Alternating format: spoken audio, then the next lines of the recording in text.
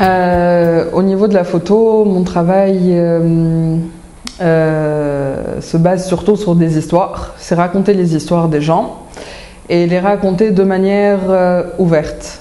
L'histoire ne se termine jamais, elle est toujours évolutive. Moi-même, entre-temps, j'évolue. Moi-même, mes réflexions et mon regard changent sur ces mêmes personnes. Donc, j'ai toujours tendance à vouloir retourner voir les mêmes sujets sur lesquels je travaille, etc. Je laisse à chaque fois un peu de temps, après j'y retourne, après je reprends. Je démarre d'autres projets à côté, évidemment. Et j'essaie de ne pas trop fermer les portes. Pas faire un reportage, c'est fait, c'est réglé, c'est terminé, on n'en parle plus. Les histoires, elles évoluent. Elles ne sont jamais fixes. Ça, on s'en aperçoit à force d'expérience, etc. On se rend compte que finalement, on est assez frustré, qu'on a envie d'aller plus loin, qu'on a envie de voir autre chose, dans d'autres circonstances. Si je vais raconter l'histoire, par exemple, de la jeune femme qui a reçu une balle dans l'épaule, qui était enceinte à ce moment-là, je l'ai revue, j'avais pris des images à ce moment-là, je l'ai revue 6 mois plus tard quand elle a accouché, je l'ai revue après, et ainsi de suite. Donc, en général, quand on prend des photos dans une action précise, après, il y a un autre recul, il y a une autre lecture de cette action, une autre lecture de cet événement en particulier, il y a la distance, etc. Donc ça permet d'avoir une vision plus claire. Alors, c'est une série de web reportages. Enfin, c'est un projet qui est voué à devenir une série de web reportages.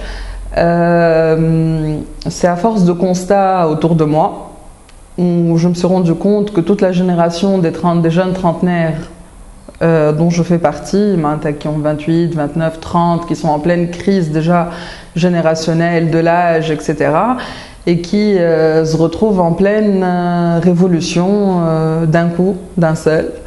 Et voilà, donc c'est essayer de parler à ces personnes. T'as des personnes normales, enfin je veux pas dire normales parce que tout le monde est normal à la base, mais des gens, on a toujours tendance à parler des deux extrêmes et on parle jamais d'entre deux. Soit on parle des salafistes, de l'extrémisme religieux, soit on parle de l'extrémisme progressisme démocrate, etc. Mais jamais les deux, à savoir entre les deux, c'est la majorité du peuple tunisien. Parce que tu as une minorité vers la droite, une minorité vers la gauche, mais entre les deux, tu as 10 millions de personnes dont on n'a aucune idée. Et on ne sait même pas comment eux vivent cette révolution, comment eux voient les choses et comment eux se projetteraient dans l'avenir. 27, 28, 29,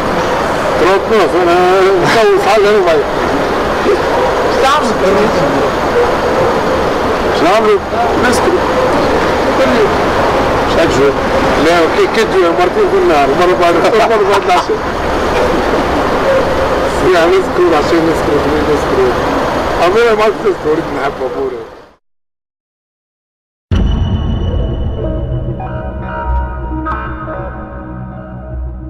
الشعب يريد إسقاط النظام. الشعب يريد إسقاط النظام. النهضة والنداء. الصوص عملاء. النهضة والنداء. الصوص عملاء. ثورة الثواني.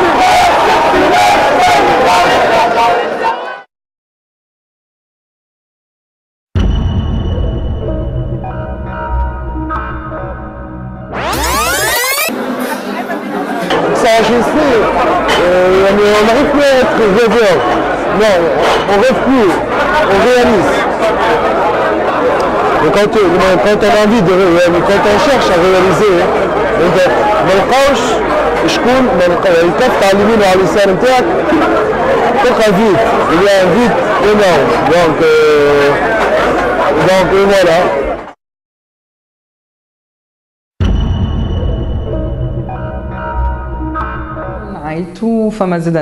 C'est le 4e.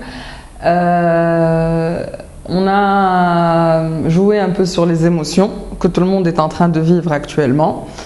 entre l'espoir de sortir dans la rue et de manifester et de vouloir changer les choses, entre le désespoir où on se rend compte que finalement il n'y a rien qui change, il n'y a rien qui se passe, on se retrouve tout le temps soit se bourrer la gueule pour les uns, soit déprimé pour les autres, et c'est le questionnement de toute cette génération. Donc c'est la question qui persiste, et donc on voit bien Radouin, il dit exactement, il résume bien tout ça en une phrase où il t'explique qu'à 29 ans, tu ne rêves plus, tu réalises, et tu sais pas quoi faire en fait. Il y a celle aussi d'Emine Ali Tehlem, c'est par contre elle, c'est la jeune femme active qui est bien mariée, qui est heureuse et qui rêve de créer un projet et qui rêve d'avoir des enfants, et en fait c'est chacun sa vision. En fait c'est parler d'une vie, c'est parler de la vie de tout le monde finalement, de monsieur tout le monde, on a de tout, et on ne peut pas résumer la Tunisie à deux extrêmes, ou à deux paroles, ou à deux visions, ou à deux entités uniquement. C'est un mélange, c'est des espoirs, c'est plein de belles choses et aussi plein de très mauvaises choses. Parce que c'est en rapport à comment expliquer, à toutes les décisions, voilà, tous les besoins et envies de ces jeunes-là avant 2011. Pour certaines personnes, ils avaient une vie toute tracée, toute tracée. Et du jour au lendemain, grâce à cette révolution, ou à cause de cette révolution, tout a été remis en question. Et Albar, c'est aussi un clin d'œil justement à cette révolution. On a failli y arriver, ma khatfatch. Juste khatfat Albar en fait. Pour certaines personnes, kol shay khtaf Albar, ou pour d'autres, pas forcément.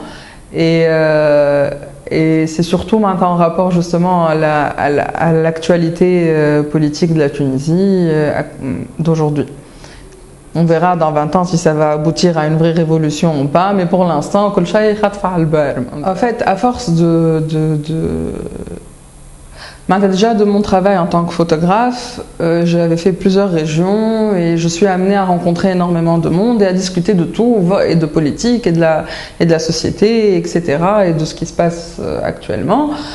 Et au bout de 2 ans, à force d'entendre bled mechafihit, bled ça va pas, on n'a pas d'avenir, on sait pas comment on va s'en sortir, et à côté tu as des gens au contraire qui créent des projets parce qu'ils ont l'opportunité, parce que c'est une ouverture aussi, il faut pas l'oublier. Ce n'est pas que un drame en soi, c'est aussi des ouvertures et des opportunités pour d'autres personnes qui réussissent justement à créer des choses. Et aussi à force d'entendre parler الثورة ما تعملتش هم فماش ثورة هاو اللي تقولوا اش قالك في الطريق قلت ثورة باللي هذه فاش تحكي معناتها c'est même pas une ثورة à la base. Donc et aussi il y avait une émission que je regardais souvent en petite, France 2, c'était 20 ans à. C'était une émission, c'était parler de la génération des vingtenaires partout dans le monde. C'était 20 ans à Paris, 20 ans à Berlin, 20 ans à New York. Comment cette jeunesse-là évoluait selon les milieux dans lesquels ils étaient, l'environnement, les pays, etc. Je me dis tiens, je suis en pleine crise, pareil, donc ça me parle à moi-même. Et c'est aussi un constat autour de moi à travers mes amis, et aussi au-delà à travers des rencontres dans les régions, etc. Je me dis, why not? La suite, donc après Les Prétiseurs, on va avoir droit à un premier court-métrage de ces personnages-là avec d'autres personnes aussi, de nouvelles personnes. On va le faire tourner aussi, viraliser, il va exister sur le web, et à partir de là on va commencer à construire les épisodes qui vont être tournés dans les régions. Maintenant il n'y a pas que Tunis, avoir 30 ans, ça n'a aucun rapport avec avoir 30 ans à Tunis. Aucun rapport. Donc on dirait deux mondes différents dans un même pays. Donc pour l'instant, on est en train de travailler tous gratuitement. Et par la suite, on va essayer de vendre ça à des télés, etc.